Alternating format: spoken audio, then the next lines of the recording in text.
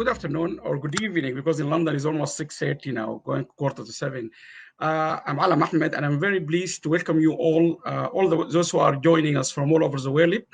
This is one of our Global Mind debates, which we organize every year ahead of our global conference, which will take place on the 12th of July 2020 this year, and it's going to be virtual because of the COVID-19 lockdown. The idea of this global debates is really to stimulate the discussion around the topic every year, and we always try to bring people from different backgrounds, not necessarily academics, but from professional, global leaders, women, youth, and all kind of people from all walk of lives. Today we're going to discuss quite an important topic, and which is about the young generations. And the whole idea of the Sustainable Development Goals is to make the future prosperous as we are now currently enjoying us. Although these days we are all struggling with the COVID-19, but clearly our journey towards achieving sustainable development and make the future as we really want it to be for our young generations has been clearly impacted by this COVID-19 or the coronavirus. In the last 3 to 4 months, all over the world, although China started to be impacted back in December, but all of us across the world, not just in the UK, in Africa, Middle East, Latin America, Asia, everyone has been severely impacted and affected by this global lockdown. The key questions now countries are asking themselves, starting from China, where this pandemic started, how far we have been impacted in terms of our global progress towards achieving the Agenda 2030 17 Sustainable Development Goals. So we have been discussing this from different dimensions, from different angles, and all these roundtables or all these global debates are available in our website. Now, today I have the great pleasure of introducing, I call her a young leader, or someone with an extremely young ideas, great ideas. She has been leading one of the world's largest youth and young organizations. Ella, thank you very much for taking the time and joining me tonight. Thank you for having me. It's great to be here with this fantastic group. Ella, I know you have been working with young and youth for quite a long time. You have a wide experience, particularly this organization, which you're going to tell us about it. One World organization is a charity, as I understand it. And most importantly, you have been engaged with the young generations or the youth or the young people from all across the world. So I will give you the first opportunity to give us an idea about the organizations and what you do, and how do you see the scale of this COVID-19 or the impact of the COVID-19 across the world? If there is any common theme we can pick up from across the world. I know you are based in the UK, but you are very much globally engaged with the young generations. So give us an idea about what you do, and what do you see the scale of this pandemic on the young generations so far? So One Young World is the global forum for young leaders, and our mission is to create the next generation of more responsible and effective leadership. So we bring together young leaders from around the world every year to discuss the most pressing issues to young leaders and to work together on challenges.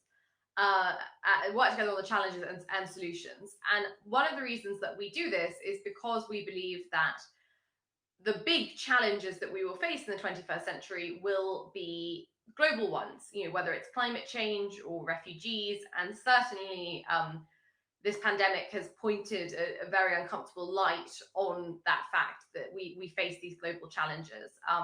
We are one planet, we are one human family, and we really believe that, and we really try and encourage young leaders to see the world through that lens. Clearly this pandemic is having a devastating effect around the world. I think now, as Latin America becomes the hub and the hotspot, we will see increasing devastation as countries with a lower GDP and less established healthcare systems are hit harder. But we have been astonished and heartened by the extent to which young leaders have been playing a key role in the recovery that we're seeing now, in the response. whether it's on the front lines as healthcare workers, whether it's to do with mental health or domestic violence. Young leaders are really forming the front line of the response. We did a survey, and about 74% of young leaders, I think maybe 72% when we closed it, but it went up to 80% at one point, are volunteering on COVID initiatives. So I think it really shows that although the elderly are being the hardest hit in terms of health, young people are the ones who are really stepping up. And within those who aren't volunteering, many of those will have health issues of their own. So I think it's pretty unanimous across youth the extent to which young people are playing a role. But I am concerned about the fact that on the whole, young people are being left out of government dialogues, and they are the most likely to be fired. They're the most likely to be furloughed, and so the effect that it has on youth employment is potentially very devastating. Now, thank you. This is a very good to start with. Now, this is a potential, there's a potential of using unemployment, which we already have this before the suffering. Now, the death of among the youngest generations globally is not as big as among the adults. Now, in terms of every country now is start to figure out how to get out of this pandemic, particularly the financial aspect and the economic aspect. Of course, the human loss is going to be mounting and continuing. Now, how do you see the future? How do you see the next 6 months? Let's talk about 6 to 1 year from now. Do you see now the first thing we can see, all universities are shut down. Of course, schools as well. And universities are now starting to think seriously about we are not going to go to classroom in the next in September. At universities, because we tried it. How do you see the nearest future? And then we'll talk about that. What do you see in the next 6 months, 1 year? I think ultimately it's going to be a game of risk. Cambridge has decided that they're going to be fully online from September. I know other universities like Nottingham Trent have said that they will definitely be having students back on campus.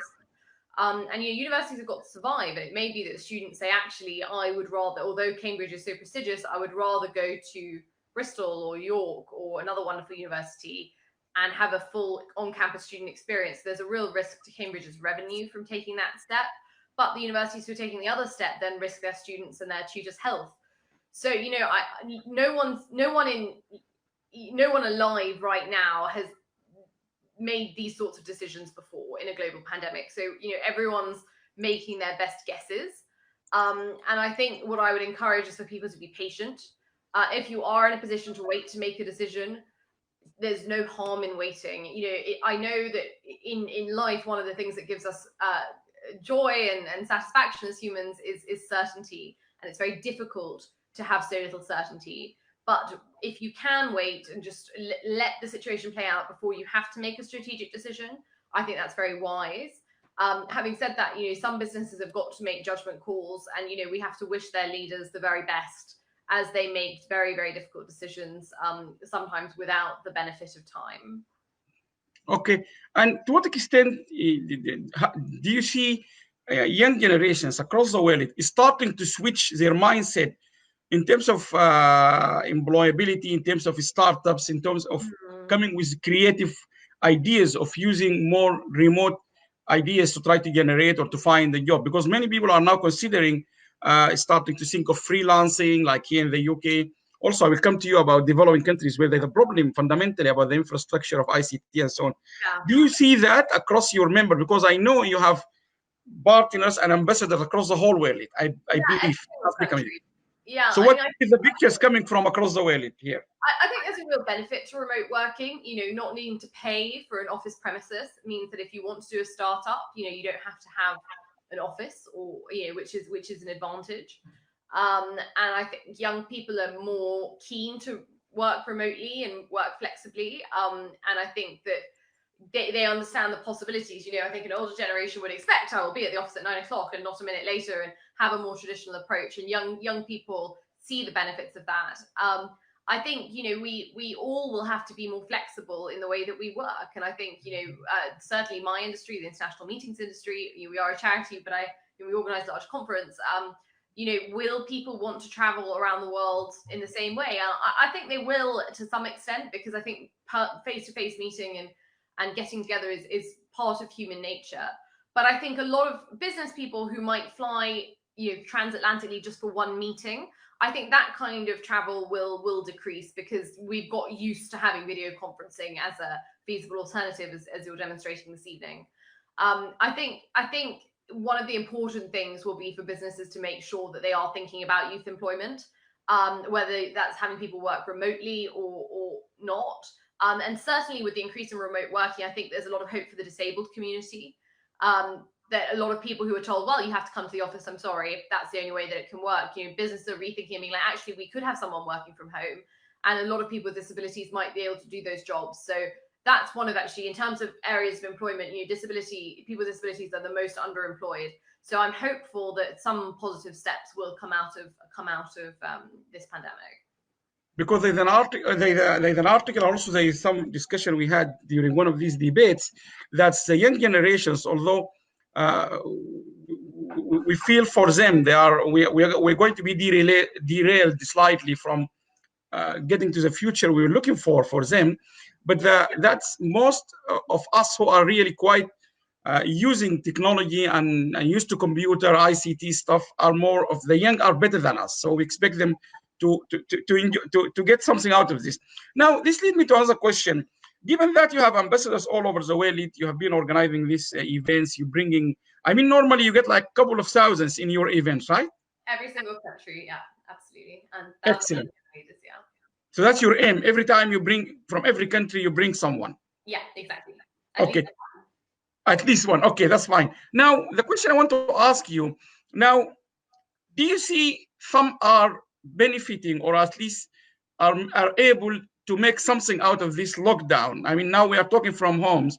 We have been working very busy over the last 2-3 months, but we have the broadband, and we've been discussing this over the last, 2 months now with other experts on e-learning and so on.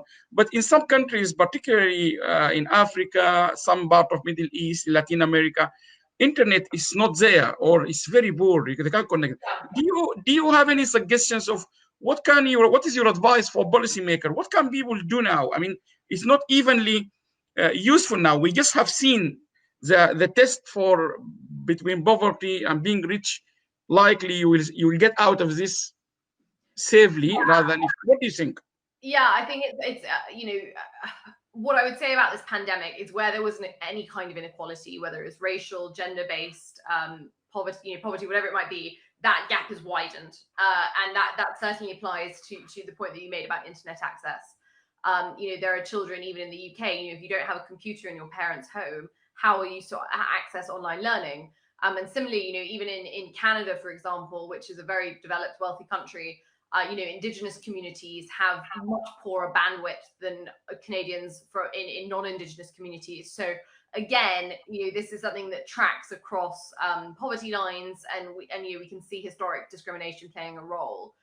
What I would say is that this doesn't always follow policy lines. For example, in much of Africa, where online banking exists, traditionally you had banks, then you had ATMs, and then eventually you got to mobile banking. Whereas in many African societies, they skipped ATMs altogether and went straight to mobile banking. So in some cases, actually, communities that we would think is less developed are actually more developed when it comes to internet infrastructure. And the 4G provision in much of the developing world is excellent. However, we've got this race for 5G now, and I think it's very interesting to see which countries will get it first. I certainly think that in terms of education, the ability to get 5G and to be able to access information so much more quickly is going to be a real game changer.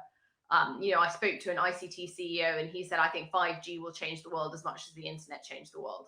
So, I think we can't even really imagine the revolution that's about to unfold from that perspective. Okay, Ella, that's very interesting. Let me ask you another question, because I think it also bring it back to how the globe, or how do political leaders or civil society or us as adults listening and taking the views and the aspiration of young generation on board when we're looking with policy. I have seen from a couple of, I have been following the young world for quite a long time. You have dealt, and you have them on stage actually in your conferences several times. You have global leaders in your advisory or in your conferences. So I think you had conversation with them. Now, do you get the sense, not from those you have met particularly, but generally, do you get the sense, even just take the UK, for example, do you see our political leaders do really listen and understand the aspirations and the potential of our, maybe they understand the potential, but do you see them really listening and taking actions before we come to this COVID? No. No. I think it's pretty bad all over the world. I think young people are, find it very difficult to overcome the structural barriers that allow them to participate fully in conversations that affect them. It's one thing to say, well, young people should have a say over policies that don't affect them, but when it actually directly affects young people, I think we've got to include younger generations. I mean, I'm heartened by Wales. In Wales, they have a Future Generations Commissioner. Okay. The role of her office is to make sure that every piece of legislation that passes through the Welsh Parliament, it's now Parliament, it wasn't Assembly, yeah, it takes into account the well-being of future generations. And there's a campaign for that to happen in the UK and to have in other countries around the world. So I think that's a useful mechanism. But I think, in the UK you see it, but I think particularly in Asia and in Africa as well, where there's a very age-conscious society, where there's traditional respect for elders. Yeah.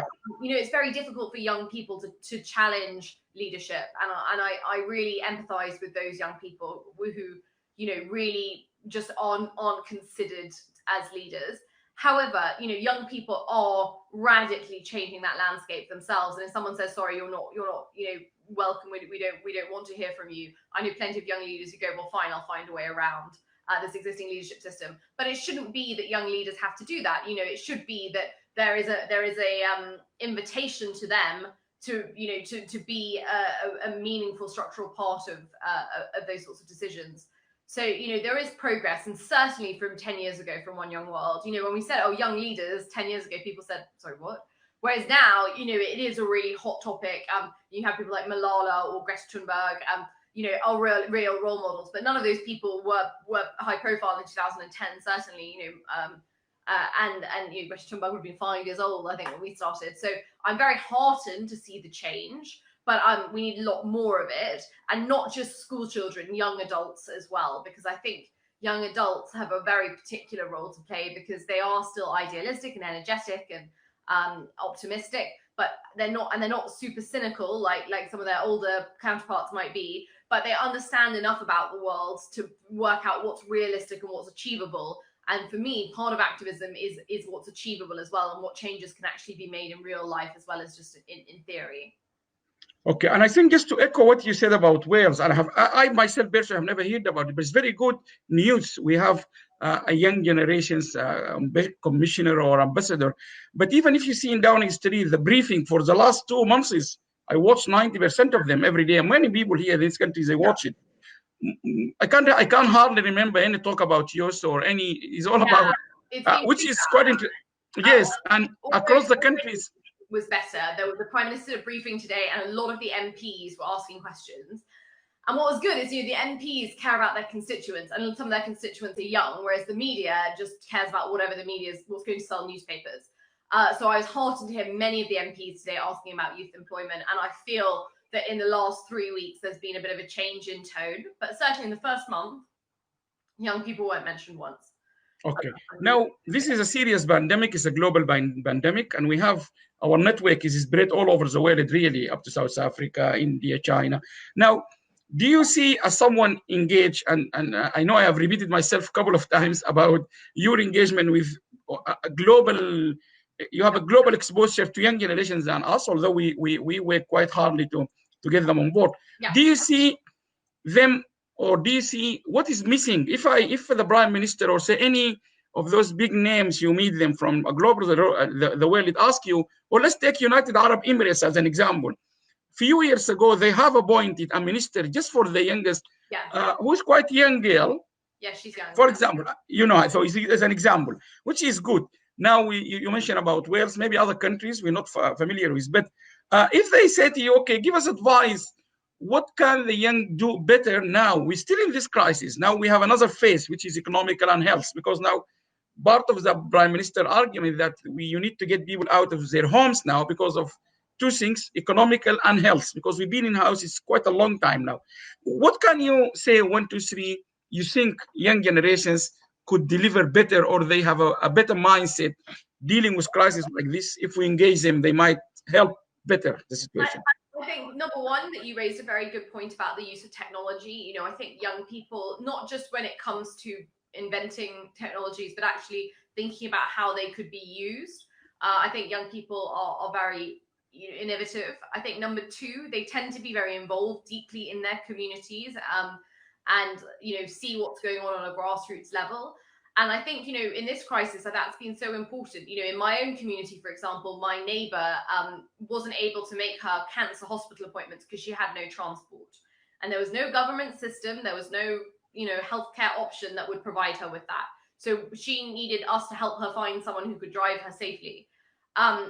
You only see that if you're in the community. No one sitting in Downing Street or in the White House or in any government building can see that immediate need. So I think working with young leaders who are embedded in their communities is very beneficial.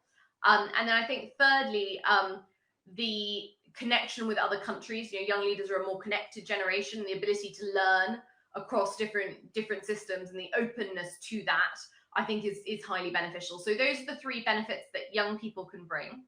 And I think in order to do that, the government needs to be incredibly serious about engaging with young people, not just for the sake of votes and not just to kind of pat them on the head and send them on their way, but to really, really radically change the way in which we engage with young people as a demographic. Ella, you just touched a very important point, which I'm just about to ask you about it. To what extent, let me ask you bluntly this question now, because you're opening it up. To what extent do you see the United Nations? I mean, we have been with the UN, engaged with them we engaged with the UN in even the last couple of reports about the policy uptake and so on. To what extent you, as someone, I take your views very seriously, the UN is really seriously taking consideration of the young generations? Sorry to put you on the spotlight, but it's quite good to listen to you. And I increasingly so. Look, the improvement is massive. When we started One Young World, there wasn't even an envoy for youth. They had Ahmed Al-Andawi, and now they have Jaya Ramanayake as the UN Youth Envoy, and she's very good, as was Ahmed. And you're familiar with the UN Children and Youth, you know that one, the United Nations Children and Youth, major group. And there is also a new compact of youth organizations, which I am attending my first meeting as part of tomorrow. So I'm very interested to see about their work. I think the difficulty with the UN is the UN derives its power from member states. The UN has very little power in and of itself. And I think people, especially young people, look to the UN and say, gosh, this is a very ethical global organization. The UN should do this, the UN should do that. And actually they need the different countries to work together. And that way the UN will do that. And I think that's my understanding of the UN grows every year. And I believe very, very much in the ideals of the UN, but I find working with the UN a little bit difficult because it is so slow. And young people are very impatient. And I don't know many young people who have the patience, because young people are used to, Twitter, Snapchat, very quick culture. I don't know many young people who really have the perseverance to work with the UN. I think that a lot of the work the UN does is on children, quite rightly. UNICEF's work is mainly focused on children and child survival at the moment. And I think a lot of the work around youth is about quite lightweight engagement, although this is improving. And I know that at the moment there's a desire for the UN to change the way it works towards youth. So I'm very heartened by the progress. There is real progress, but it is a slow organization with which to work. But I do think that the current leadership of the UN does care very much. I do think they mean their caring attitudes. I just don't think it is a real priority for them, if I'm honest. But understandably, with the pressure that the UN is currently under to justify its existence, young people are just not number one on the priority list, which is a mistake. Because if actually all the young people in the world were very familiar with the UN and the way it works, very serious and dedicated to it, that would make it a ballot box issue for governments to give the UN more support. And I think international institutions need to think about how they bring the next generation in now.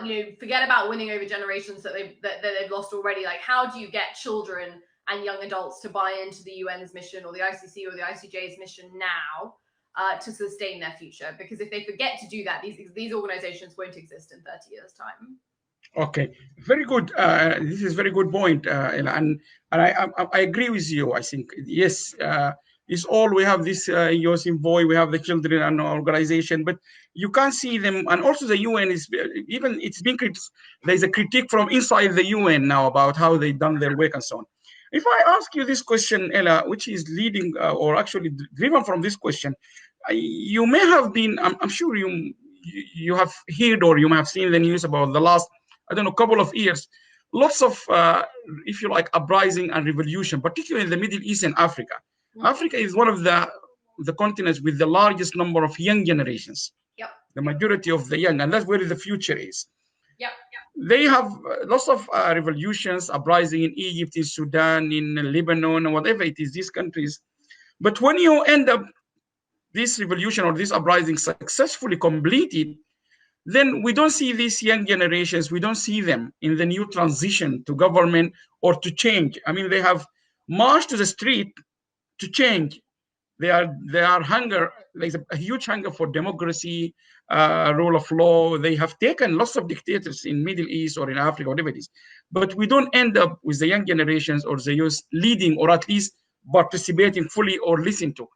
My question to you, from your experience, you are a young yourself, why that is happening, why they go to the street, they manage to get rid of dictators. Even in Zimbabwe, I think the young have also contributed, but we end up not having young in our leadership teams. Why? That's number one. And number two, are the young are not really ready for leading countries? I think that's an excellent question. I've never been asked that precise question before, but I love that question, and I want to think a little bit to give you a good answer. I see actually one of the comments is from Sudan, and I was actually going to give Sudan as my most recent example. So assalamu alaikum to our friends in Sudan. I mean, recently, for example, the much of the Sudanese protest was led by young leaders, phenomenal, and young women. And I mean, it was a really very, very, very good movement in Sudan. And one of the most impressive things with it was that it was such a peaceful movement, because there's a lot of statistics that show that a peaceful revolution is much more likely to be successful than a revolution where violence is used. And I caution our friends in America right now who, in their grief in Minneapolis, are, becoming quite violent, to try and, really, really feel the ethos of Dr. King and the peaceful protesters who've come before, because you are more likely to be successful in the long run if your protest is peaceful. I think that young people tend not to emerge in leadership positions for a couple of reasons. One is discrimination. A lot of people just don't trust a young person to have the experience. And I think that's a shame, because I think young people really, really do have a lot to offer, and they are ready often to be, if not the leader, part of the leadership team. I think also the reality is, after revolutions, the people who take power are not always the people who are revolting wanted. A lot of the time, corruption or power imbalance means that you get another kind of autocrat rather than the democratic rule that people wanted. And I think thirdly is a lack of planning that goes into these revolutions. Although, I know that the groups on the ground in Sudan did learn a lot from the people who were protesting, from the people in Tunisia, for example. So I hope that they'll be sharing more knowledge. But it's a very, very difficult area, and it also means that I think the other thing is to remember to be realistic, and that is not to lose your ideals. But I think sometimes people reach too far at once. So, for example, Extinction Rebellion in the UK, which is not really led by young people, but they have 4 very reasonable demands about climate. And then their 5th demand is to change the UK constitution to have with citizens' assemblies. And I'm just like, what, you're not going to get the 5th one.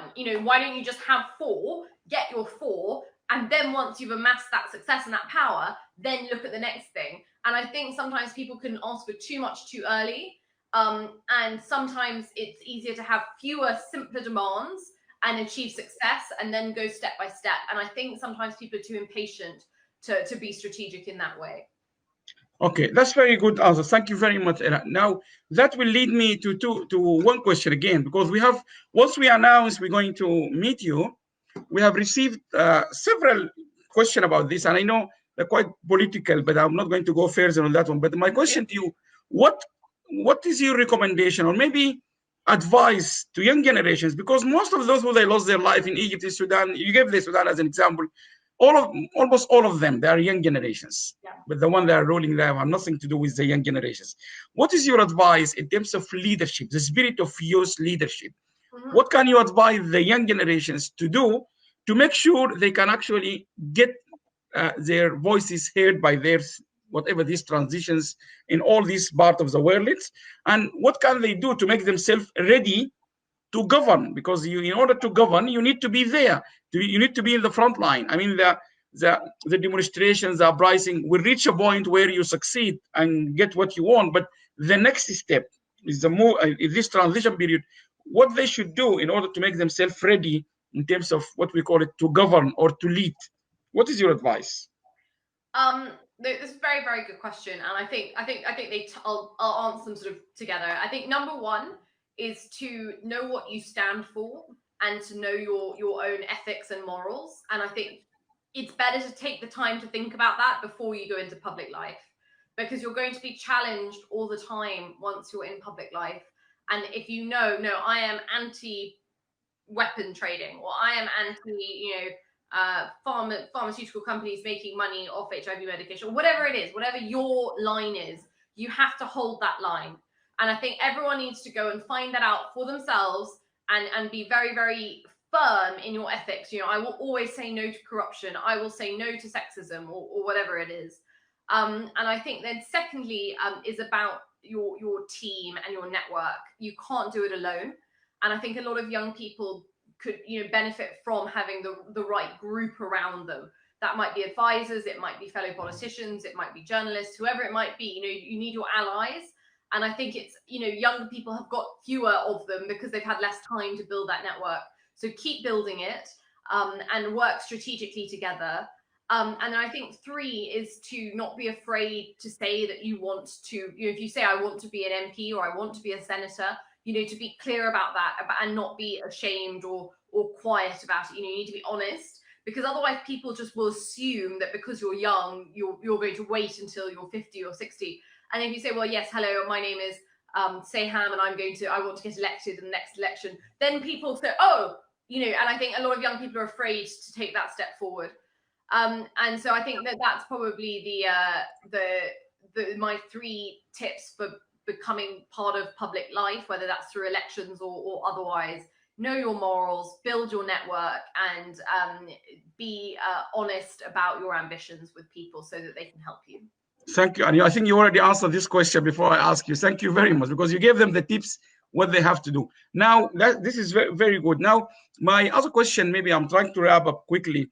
Now, in terms of the organization you lead and the work with young generations, now, many people, they say in across all these countries, across particularly the developing countries, even here in the UK, I don't think in the UK, not yet, but maybe in France, in Canada, the Canadian Prime Minister, the Belgium used to be, the French, they are reasonably young, 40s plus. I mean, David Cameron was 40 plus. But let's talk about this one. There is an argument or a critique by some political scientists saying that one of the problems why we are not able to achieve the sustainable development goals, which is the whole idea, is to help those young generations to get a prosperous future, is that leaders are not young enough. I think this is more of the word they used, not young enough to connect and to understand how these people, like you said, they're very quick with Twitter and so on.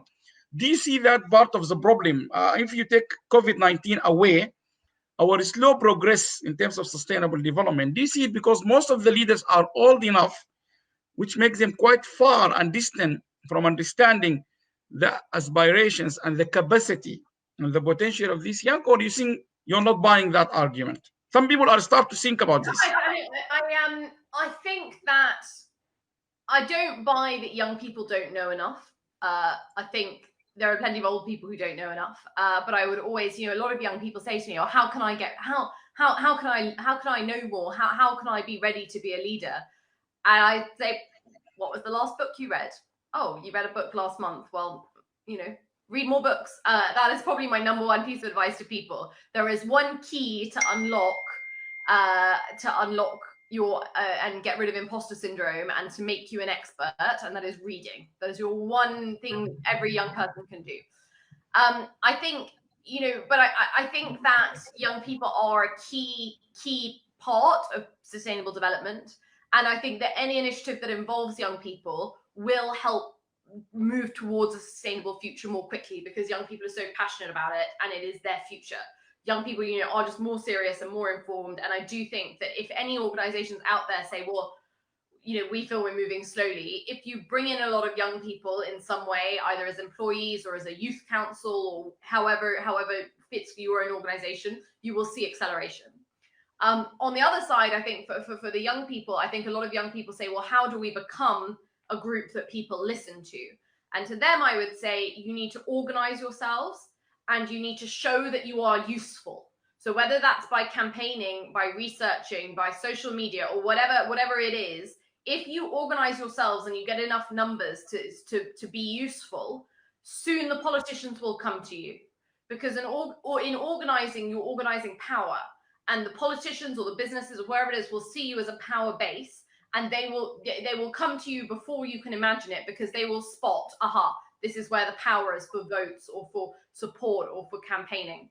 So I think that Nancy Pelosi says, don't agonize, organize. And I think that that's a really, really good advice.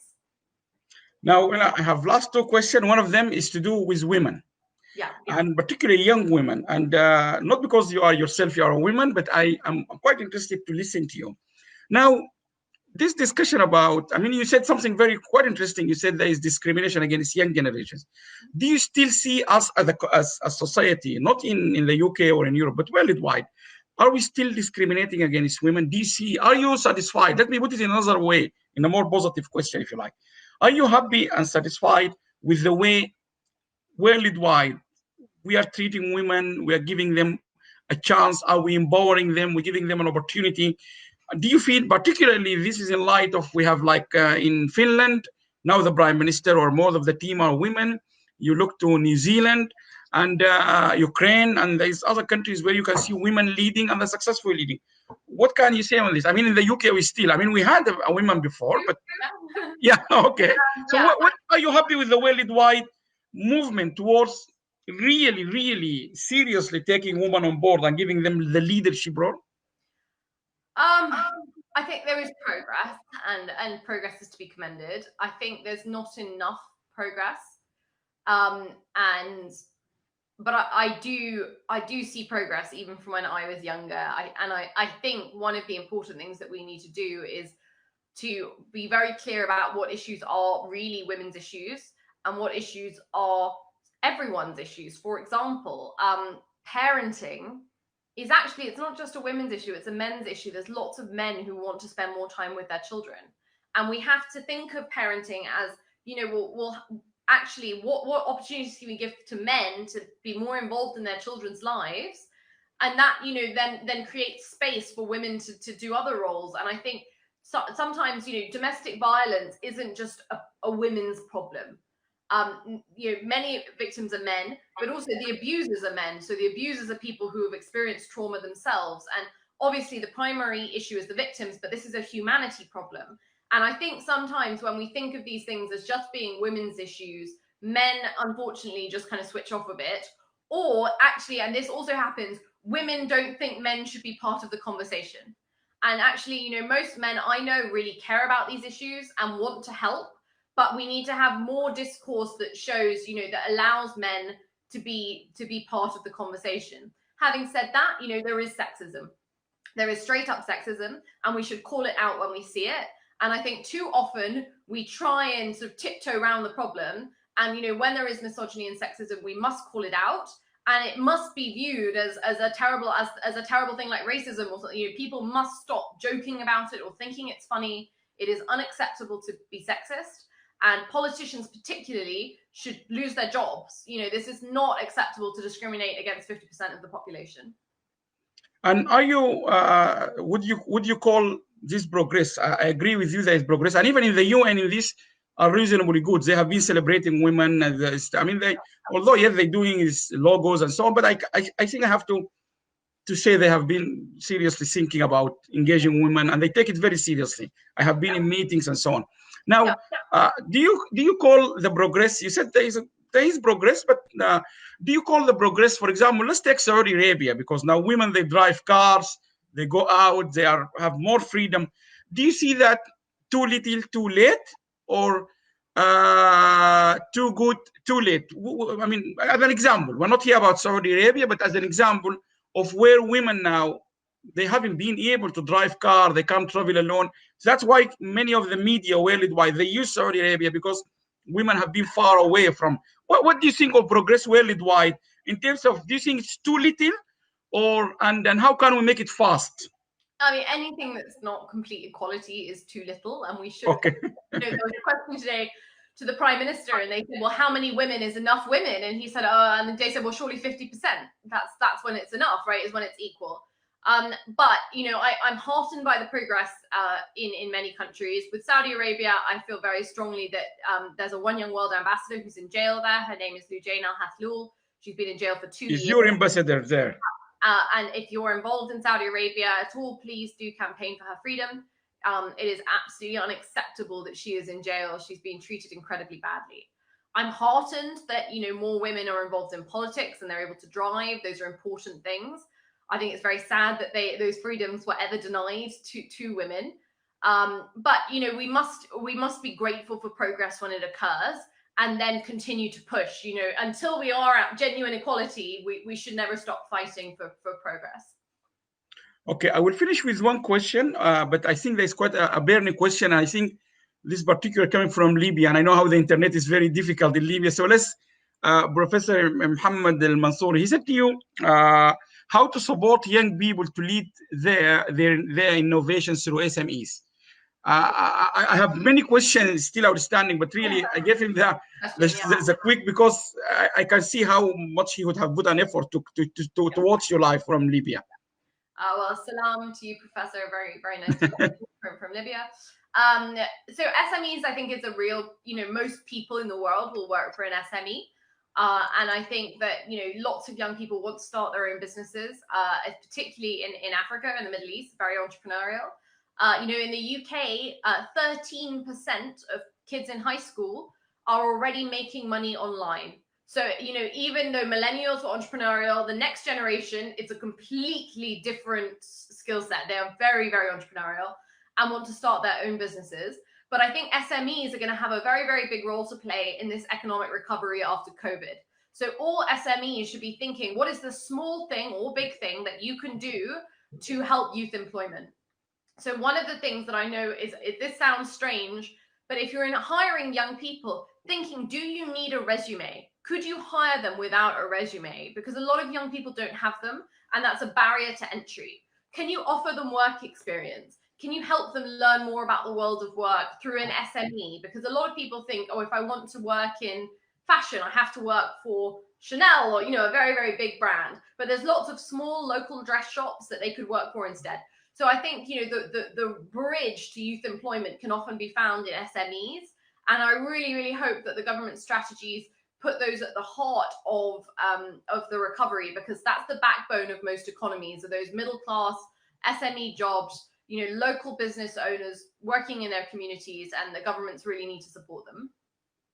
Okay, Ella, thank you very much. Now, I will ask you my last question, because I know I don't want to take more than what I promised to take from your time. Now, Ella, I believe, and many people believe, the young generations can do anything. And I will cite you two examples from America and from Indonesia. We went to a big event conference in Indonesia, and really the whole thing is organized from airport to airport, all by young generation students. Remarkable, big thing, meeting, conference room, everything. The same thing happened in America. So two very far away countries. I can't remember 2010 or 11, we went to America. We've been hosted for a large conference. And when the provost came, and she said, They brought many, like 20 youngest, year 1, year 2. They said this conference is all organized, of course, under the professors, but these are the driving force. So I really, truly believe they can do anything. Yeah. One thing I want you to finish this conversation with is, I have watched one of the videos and I have watched you talking about this before, particularly that example I remember where you brought that young guy in one of your conferences from Rwanda, where he said in the video in your website, and I remember you mentioned that, he said they killed his father, yeah, and they gave his body to the dogs in front of him, and then he still was able to forgive. This forgiveness is becoming a major issue now. Even many political scientists, because the issue in India is still people are fighting, in Africa, in Middle East. We need to think about forgiving. We have to forgive in order to move forward. There's many people now worldwide, not necessarily in Africa or in Asia or India, people are still fighting for religious reasons, for whatever, Syria, in Latin America, and so on. Now, how can the young generations be the driving or in the forefront of leading all of us regarding this forgiveness? And take that example from Rwanda. That guy in your video said they killed his father, they gave him to the dogs. That's what he said in your video, but he still was able to forgive them. What can you say? And this will be your finishing clothing positive, if you like, remark tonight. I think forgiveness is very important in terms of being able to move forward after conflict or trauma. However, I don't think that you can forgive without an apology. And I think that, transitional justice, which is a very interesting concept, and you've seen it in Colombia or South Africa, these things after a conflict that's not trying to punish the people who did that bad things before, but trying to move forward together, is very difficult, but very important. And I think I think much of the racial injustice that we see in America today is what happens when you don't have a Truth and Reconciliation Commission. And I think, the anger and the continuing trauma and violence that we see in America really is as a direct result of not having truth and reconciliation after slavery and then after segregation in the South. So I think the ability to forgive is a thing of grace, and I think we need much more grace in public life. I think we're so quick to be outraged and angry and criticize this person and slam that person. And actually, sometimes, we were talking about sexism earlier. I think when you hear about when sexism happens to you, I think you have to say, well, why did you say that? What has happened that makes you think that? And give the other person a chance to learn before you really, really crack down on them. Because sometimes if people say, gosh, I hadn't thought about it that way, I've learned something, I'm sorry, and then I say I forgive you, I hope you don't do it again, that is a much better thing for the world than for me to be saying, well, you're a sexist pig, you don't, he's more likely to be sexist again in the second circumstance than in the first circumstance. So I think, the benefit to society of forgiveness is so important, but part of social justice is the apology that comes with forgiveness.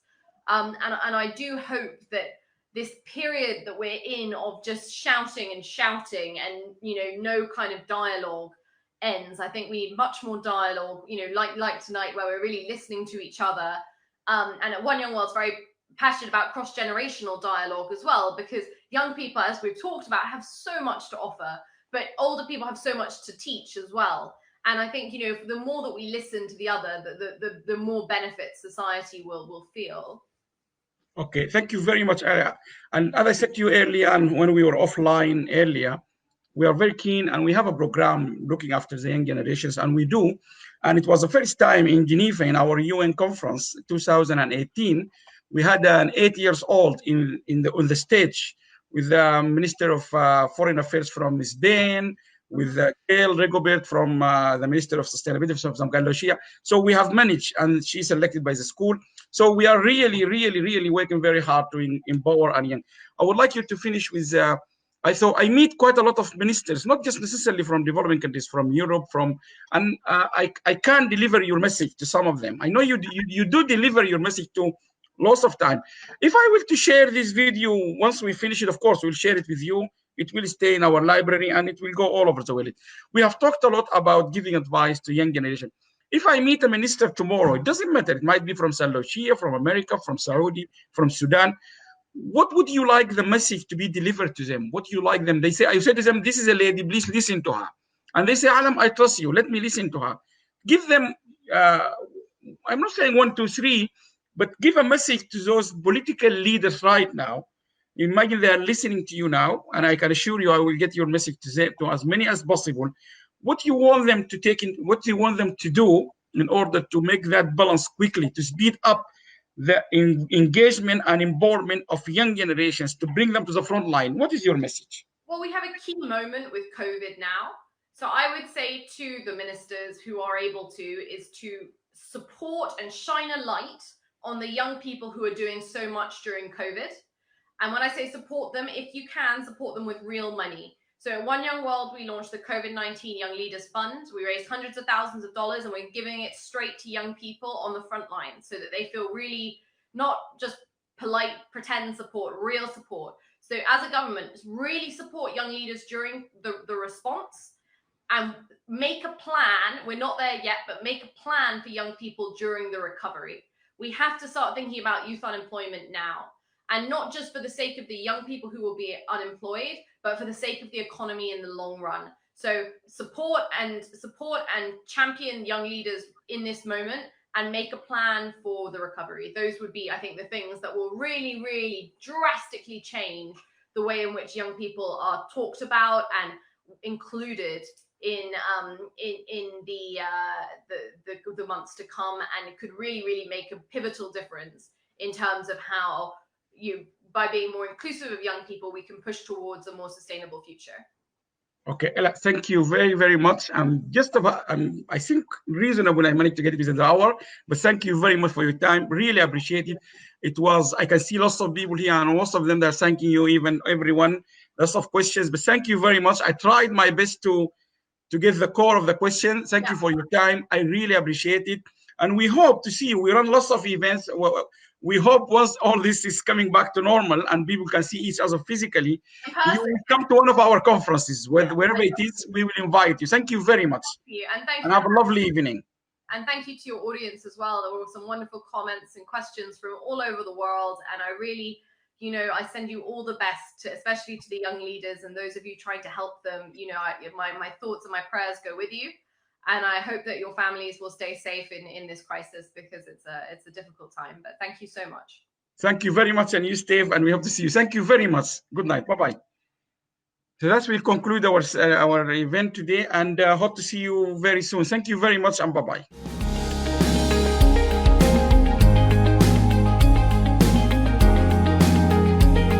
So please remember, if we all help and do a little bit, it will make a big difference.